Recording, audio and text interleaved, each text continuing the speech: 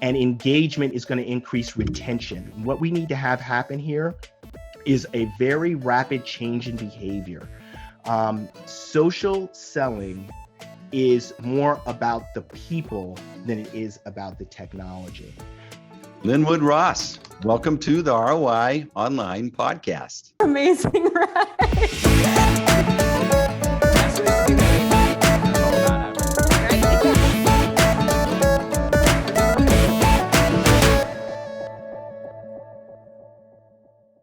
I was looking forward to this because you've got a great backstory.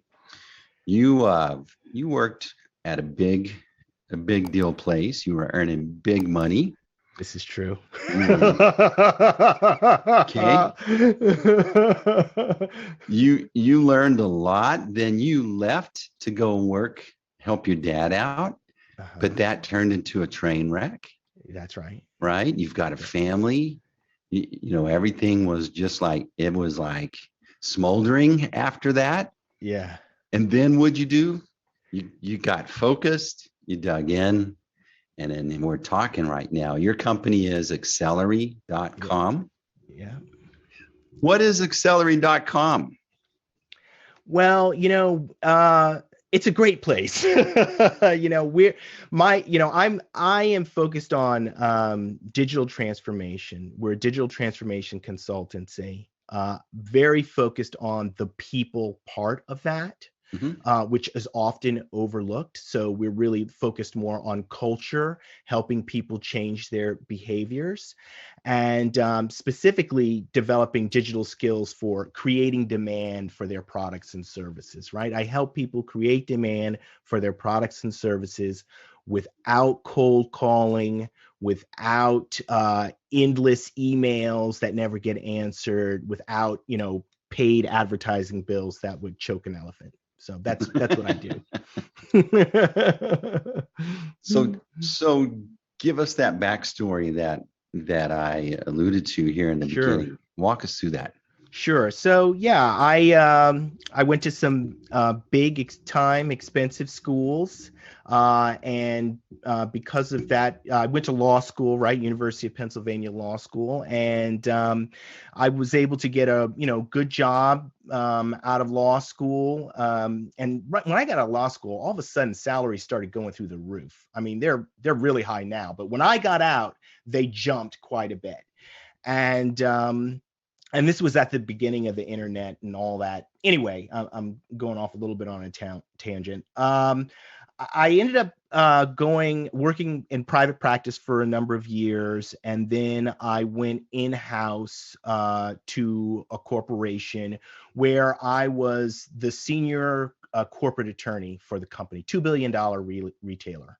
Wow. And I was pretty young at that point, still in my early 30s. I was maybe 33, 34. And we went through a sort of a challenging period while I was there. And I mean, I wasn't crazy about being a lawyer to begin with. I was crazy about the money. The money was great. And I had, law school debt that I needed to pay off. So, that's why I was doing it. But I soon realized that it was not the career for me. I couldn't do it another 25 or 30 years. So I had to did that. I left that job where I was making really good money. And I wasn't exactly sure what I was going to do. I started calling around, talking to different people about, kind of what they thought my strength, accomplished people, right? What they thought my strengths were. And I talked to a friend of mine who's a venture capitalist at the time. He said, you really ought to be an entrepreneur. You got the ability to inspire people. And, I've seen that, we knew each other in high school. And so I didn't know, saying you're going to be an entrepreneur is, that's a big statement. And what I've come to learn is you can say you're an entrepreneur, but you're not really an entrepreneur until you become an entrepreneur. meaning that there is a process that you go through. And until you really persevere through that process, you're not really an entrepreneur. The next step after becoming an entrepreneur is becoming a successful entrepreneur, right? You could be an entrepreneur and not be successful. You could become a successful entrepreneur. But there is a process of becoming an entrepreneur. Anyway, I went to help out my dad. And, this story is on the website. I won't go into a bunch of detail, but needless to say, Dad had his eyes on a big money deal that he didn't want to include me on. He decided he'd leave me holding the bag while he took the real bag, the money bag. So he did that. And anyway, I had to figure out what I was going to do. After all that went down, I started researching, looking for what I would call mega trends, right? Big things going on in the economy. And it turns out we happen to be in the midst of one of the biggest economic transformations in human history. I mean, what's going on right now is absolutely game changing. So I ended up needing to go back to school. I went to did an entrepreneurship program at NYU, got a postgraduate degree in digital business, and that kind of led me to where I am right now. So why is it that this really appealed to you? What in you really resonates with this? Well, when I was in the corporate job, going to law school and becoming a lawyer actually changed me. Mm-hmm. I didn't know that it was going to change me when I started it, but it made me a very different person than I had been in college. How so? When I was in college, I was like a very outgoing person. I like to talk to people, like to hang out with people. Even when going all the way back to when I was in high school, right? I always felt like part of growing up was not just like academics, or even academics and sports, but there was like this thing about being social and hanging out with people and getting to know people and breaking it down. One of my favorite things to do in college, which you kind of lose when you get later in life, is just breaking it down, right? Those late nights in, the common room or whatever social area, the ping pong table, the pools, it's just breaking it down, right? You lose that later in life, but there's a lot of learning that goes on when you're like breaking it down with people. Anyway, so I lost all of that. Being a lawyer in a lot of ways can be very isolating and lonely. And there are very few times when people are like excited to talk to the lawyer. Most time they're running from me. And because they think they're in trouble or something. So, it's just the whole thing around being a lawyer just wasn't great for me. And I started to realize that, in my career, like I just can't do this for another 20, 25 years. I feel like I feel like I have things inside me, gifts inside me that I'm meant to use that this is not tapping into at all. And so, so I had to really go through a period of, just self-awareness and personal growth. And in going through that process while simultaneously looking for mega trends, I realized that what I'm going through right now, a lot of people are going to have to go through, because the way that we work and the things that we do it's changing so fundamentally. It's, I won't say that it's not talked about that much, but, workforce transformation is huge, really, really huge. And I'm not just talking like practical, I won't say practical skills, but there's like skills like learning technology, right? Okay, yeah, that's an important skill, but I'm not talking about those kind of skills. I'm talking about like soft skills, like leadership skills, communication skills. This technological age that we're in requires a lot of creativity, a lot of innovation. It requires people to be able to get along, work together, work through problems. And I don't think, people have those skills really. Yeah. And then to be on the other side of a Zoom call, trying to work through these issues. Yeah. Serious, because you can't read body language necessarily like you could. And you couldn't, it's like you have to really up your game as far as connection. Yeah.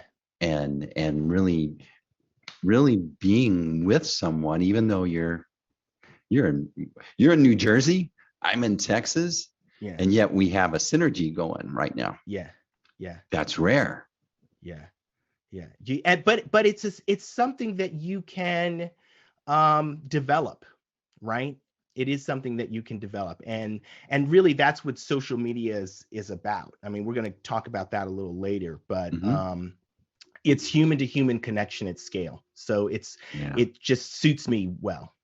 Human to human connection via technology. Yeah. And I think where most of the humans get tripped up is getting sucked into the technology side and totally neglecting the human side.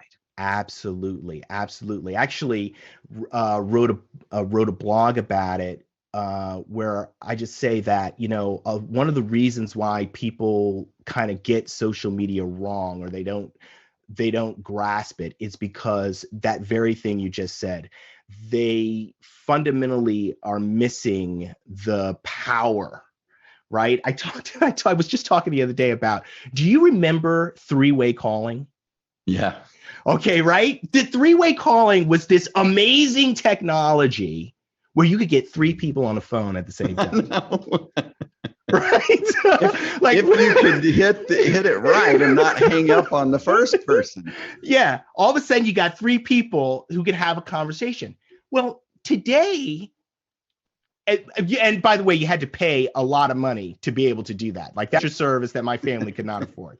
But with today, with these social media platforms, you can connect with thousands of people for nothing. Nothing, for no long distance charges. Yeah, no long distance charge, no fee. That is just culturally transformative. It just totally changes the game. In terms of our ability to connect with people, relate with people without respect to distance or cultural differences, or, some of my biggest following is actually in India. I mean, that's unbelievable to me. I don't know. Yeah. I mean, when I look at my stats, a lot of people are coming from Europe, from the Philippines, from different areas that I didn't expect. Yeah. Yeah, you don't expect it. When you start this journey of, building an audience and connecting with people, you don't know what is going to be the common thing that brings you together. And, depending on the different groups, like I was in this program called Emeritus, which I talked about, the digital, that's where I got the postgraduate degree. That was an online program over about 8 months. And there were people in that from all over the world. And the professor for that is this really leading digital thinker. And he's got this book called The Digital Transformation Playbook. And, I did a post about the Digital Transformation Playbook. He engaged with it, and, it got seen, around the world. And I connected with all these people who were in India who were also in that program. So anyway, it's just this amazing vehicle for connecting and meeting new people and building relationships. It's awesome. So Lenwood, what's at risk if a business doesn't maneuver and get comfortable with this digital transformation that you're talking about, the biggest shift that we've seen economically ever? Yeah, I would say that if you there's so many aspects to digital transformation, but let's focus in on the social media piece, because the social media piece is actually a really big piece. every company is going to have to get comfortable with being a social organization, okay? Because this is how people communicate nowadays. Email, people dread going to their email box. There's so many emails in there. There's no way to really have a conversation through email.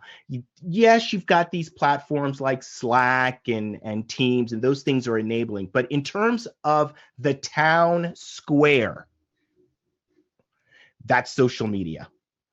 And the town happens to be the world now.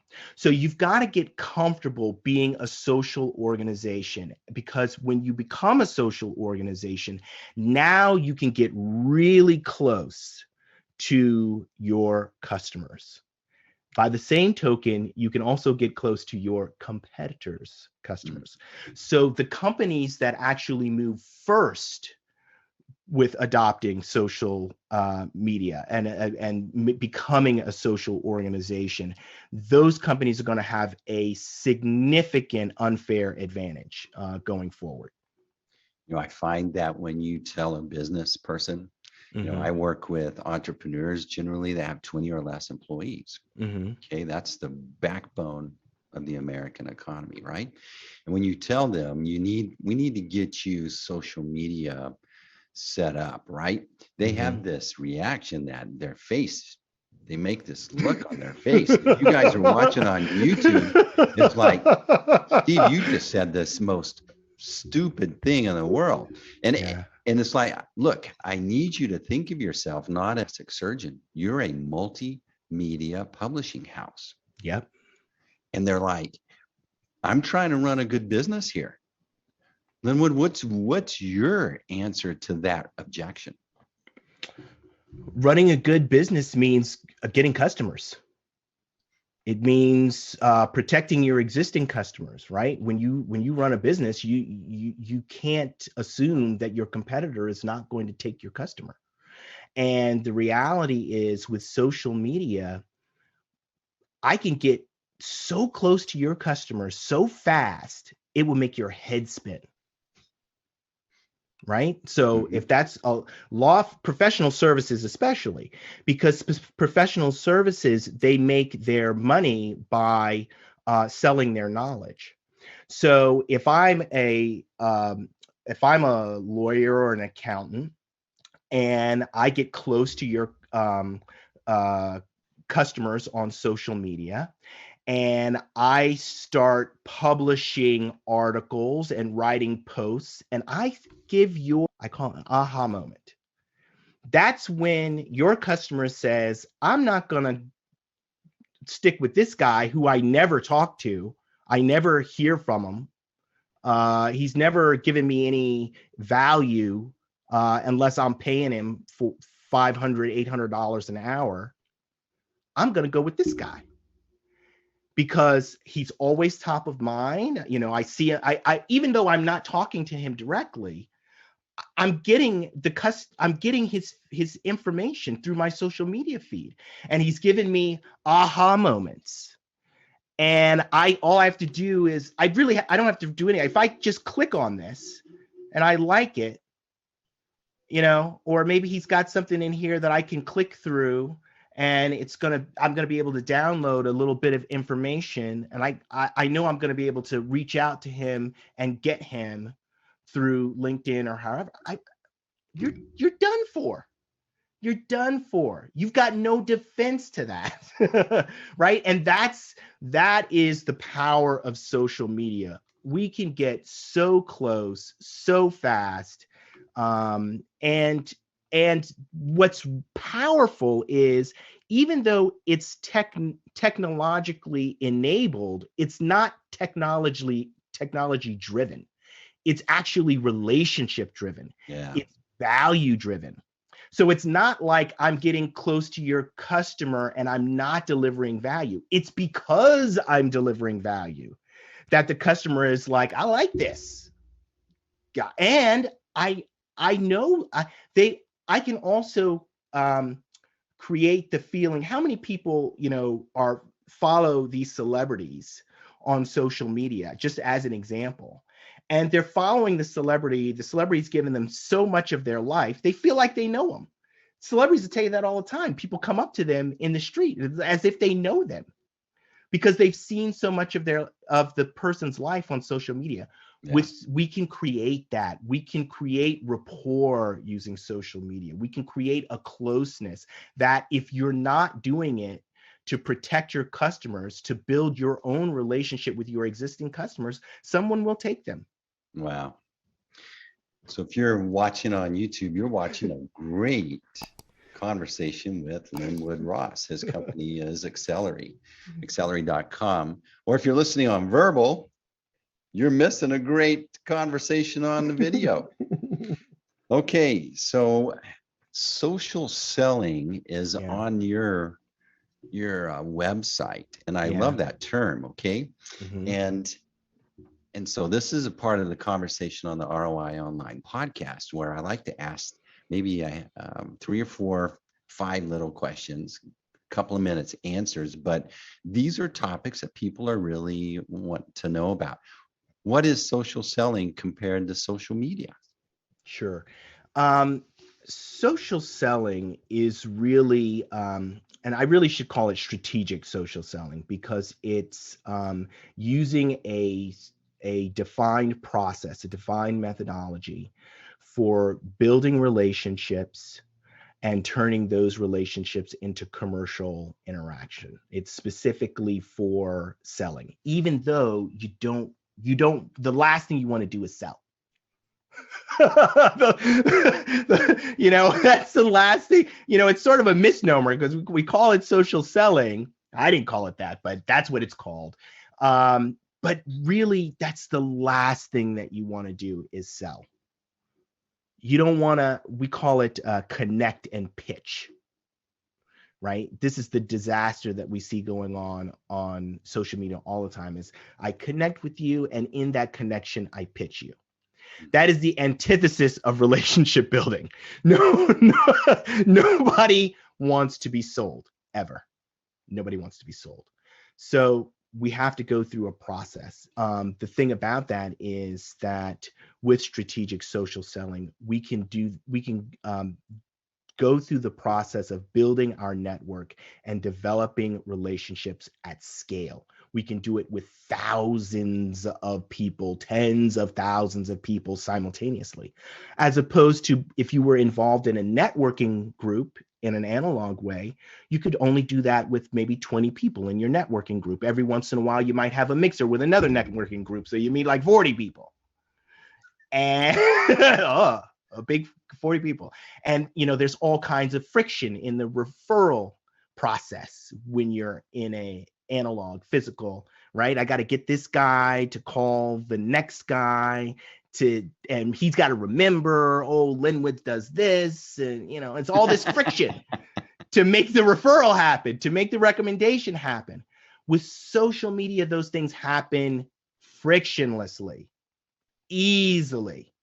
If somebody is in my network and they're my advocate or champion and they're liking my content, they're commenting on my comment on their content, I like their my visibility is going up. People are seeing me. That's frictionless referral, friends.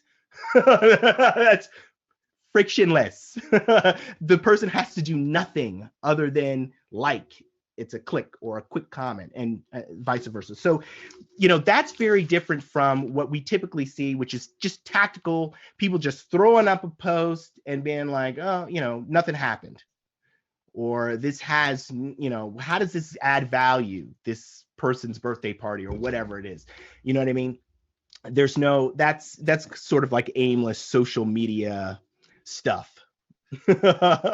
So what's your answer to what is social selling the inbound way? Social selling the inbound way is it's really a function of the technology platforms, and each one works differently. Okay, so we use them differently, but let's just talk about the primary two for professional business, which would be Twitter and LinkedIn. Although Facebook is very useful as well. but it works very differently.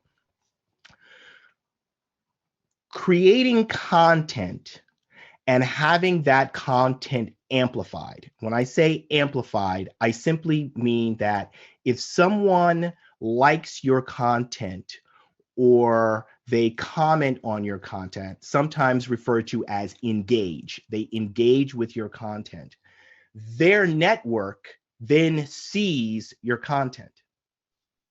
So that's one way. And then the other way is, especially on LinkedIn, is the more people view your content, like and comment your content, the algorithm will move your content out. You'll see sometimes you might get 400 or 500 views, sometimes you might get 10,000 views. What happens when your content moves out is people see it and they say, I have that problem, or that's speaking to me.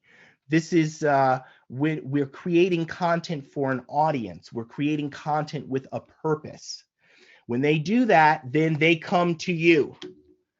They come to your profile. They look at what you do, and then you can when they do that, you're getting information, right? I can see everybody who looks at my profile. That's inbound to me. Now I can engage with that person. I can say, hey, thanks for stopping by my profile. I don't know what caught your interest or what caught your interest. I saw that you do X, Y, and Z. Let's connect. I'd love for you to join my community. Right? So that's how we get people coming to us. Beautiful. That's inbound. I love that answer. So what would you say are the 4 pillars of social selling? Sure. Number 1 is social presence. Okay. I certainly, until I will say people, I think most people don't realize whether you are intentional about it or not, you have a social presence. The question is whether that social presence is going to be working for you or working against you. Okay, you have a social presence. So if you have a LinkedIn profile, for example, and it's incomplete and there's no picture, it's working against you. Because if you're selling something or you have a business, one of the first things that people will do is go and look your LinkedIn profile up. So we can craft a social presence that will make people want to like you and get to know you. Social presence is number 1. Number 2 is network. The larger your network, the more opportunities you're going to have. So you really need to constantly be building your network. Okay. But you want to be strategic about that. It's not just numbers.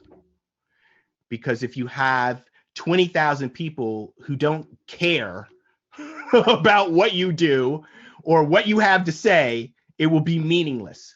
And I see people I saw a guy on LinkedIn, I was researching, and this guy had like 200,000 followers. Putting out content every day, no engagement.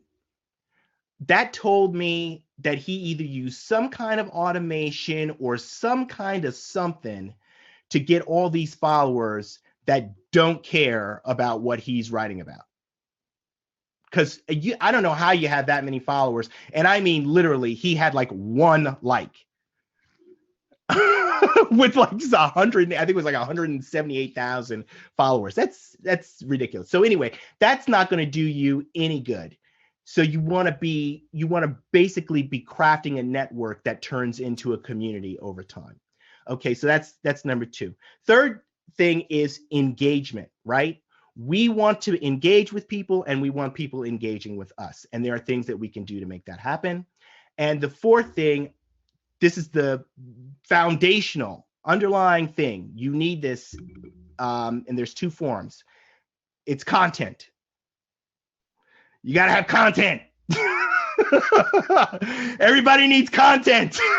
No, I just want to have a website and do some social media posts, about my dog and then run some ads. And that's enough. That's all I want. No. Hey, the beauty of this thing called content and what I will call the democratization of content. Anybody can create it, right? I can create.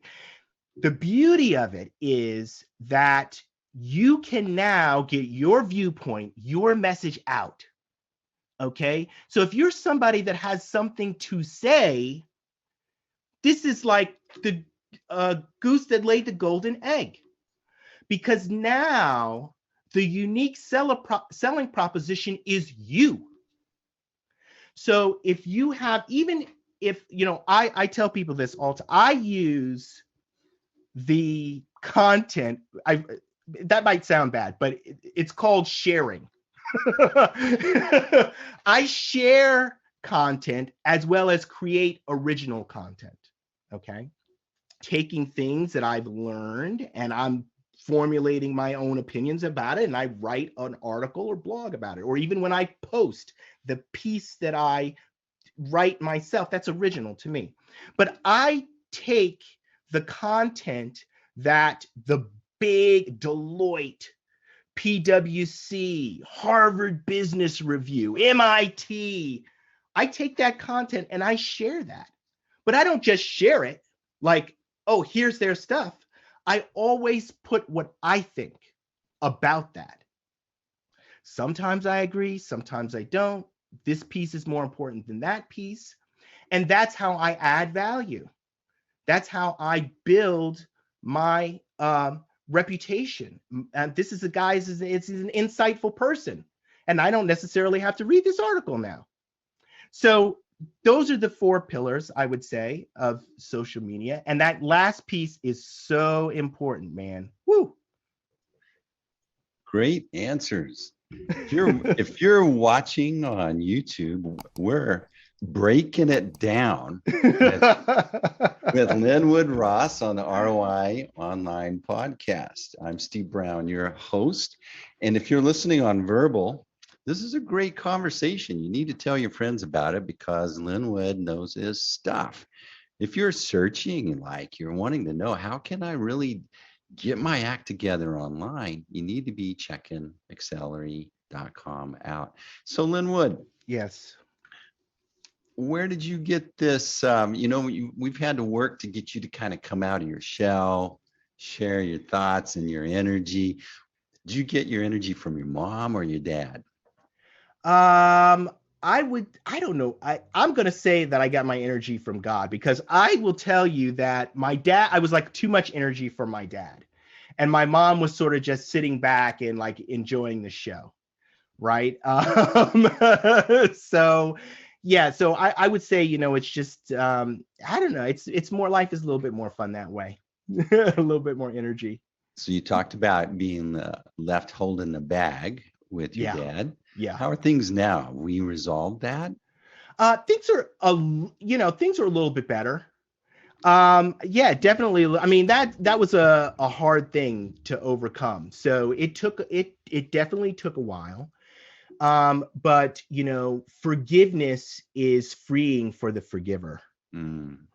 It's very important for the person who's forgiving more so than the person who's being forgiven. Oftentimes the person who's being forgiven doesn't even see they did anything wrong. Right? That's beautiful. So forgiveness is really all about the person who's doing the forgiving. So what was like the biggest business lesson you learned from that phase of your life? Biggest business lesson I learned. You have to be very careful about your partnerships, who you go into business with. Really, if you are, I'm a Christian.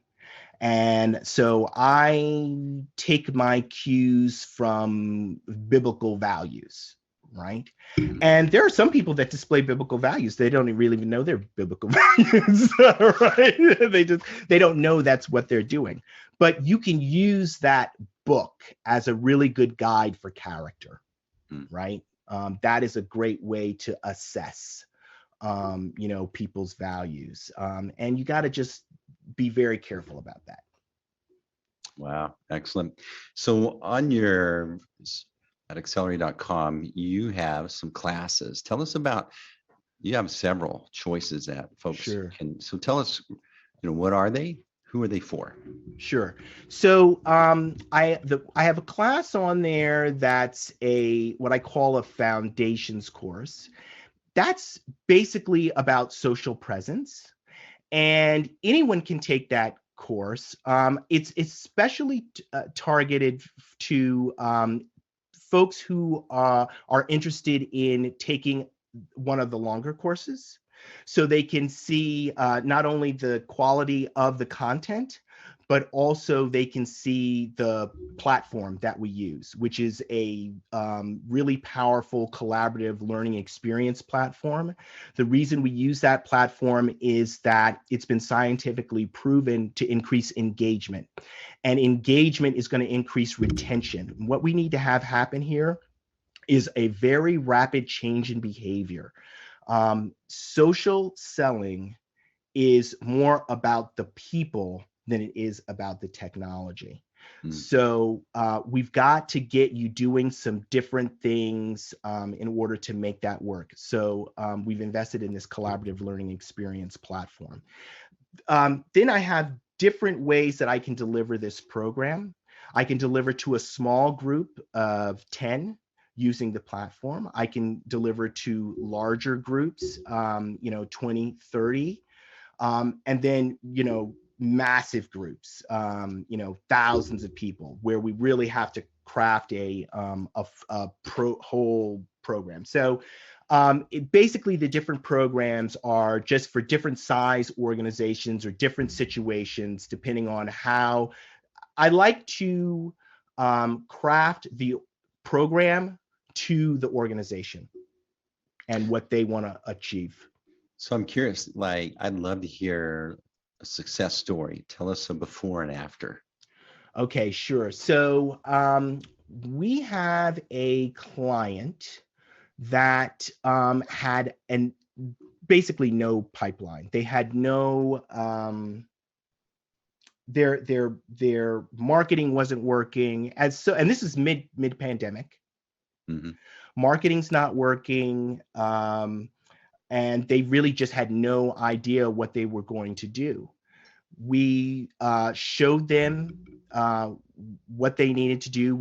They were trained and coached, and at the end of the day, they ended up killing all of their paid advertising, because this delivered so much more in terms of the inbound activity than what was delivered through the paid advertising. It didn't even make it. And that is true. We have partners around the world.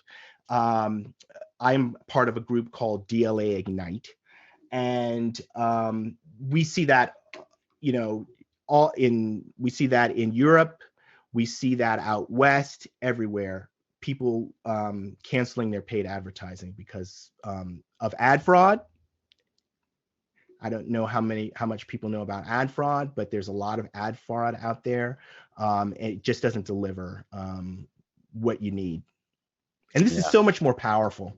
So much more powerful. It's evergreen too. Oh yeah. I mean, I won't even get into that, but there's okay. I'll just very briefly.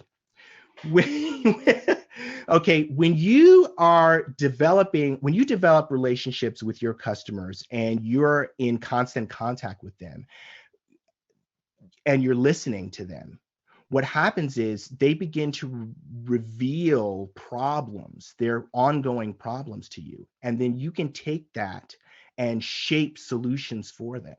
That is the evergreen aspect of it. Is you can use you're using social as a way to know your customers better and develop new solutions for them. Lenwood, you're an excellent guest. Thank you very much. This is fun. So I like to ask Lenwood, what's one question I didn't ask that you would have loved to answer? Oh, that's good. That's good. We've covered so much. We even covered my collaborative learning experience, right? I didn't know that we would get into that, but that's one that it's a unique. It's part of what we do that's very unique. There is no other social selling organization in the world with this platform. And that means that we can get better outcomes, and we haven't done it yet, but we can manage with very large organizations. Yeah. So. Yeah. Excellent. Been an excellent guest, Lenwood Hey, Ross. before we go, I do have something for your audience.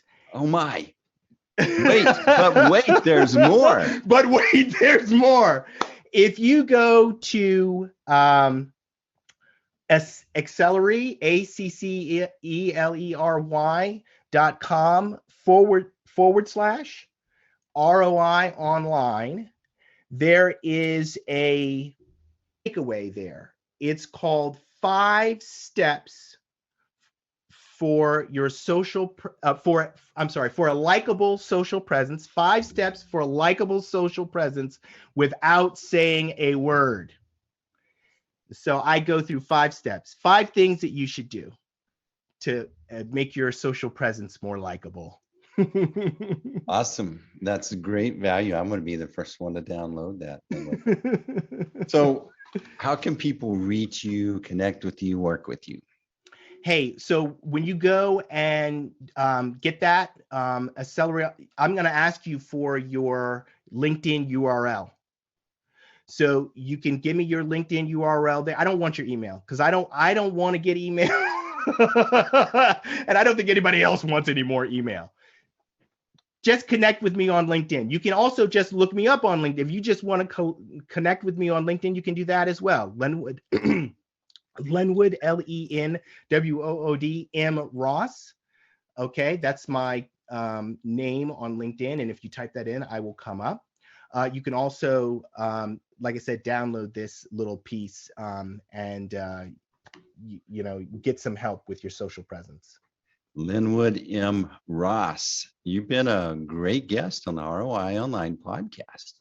My pleasure. It's been fun. All right, that's a wrap.